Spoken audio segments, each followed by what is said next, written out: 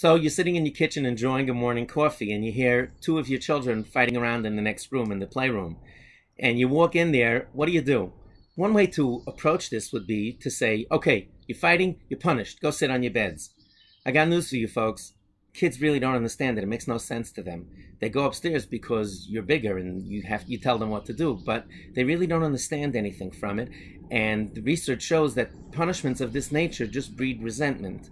A more progressive way to do it is called outcomes or consequences, where you explain to the children that what the punishment, so to speak, that you're giving them isn't really a punishment, it's a result of what happened. It's logical.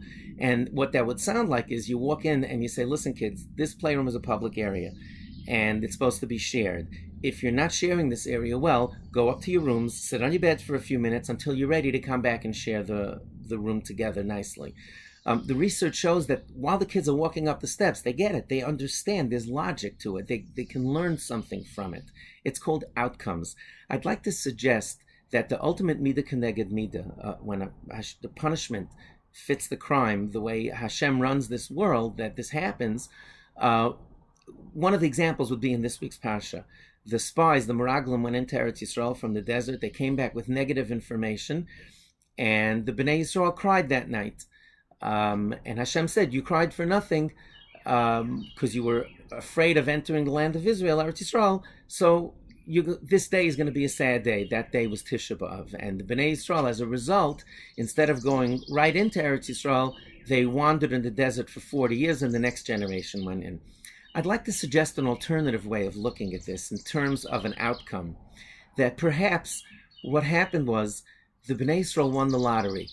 They were slaves, they were impoverished. All of a sudden, almost overnight, they became free people with a lot of money from the spoils of Egypt, and they couldn't handle it. Like research shows that most lottery winners in our country, their lives fall apart.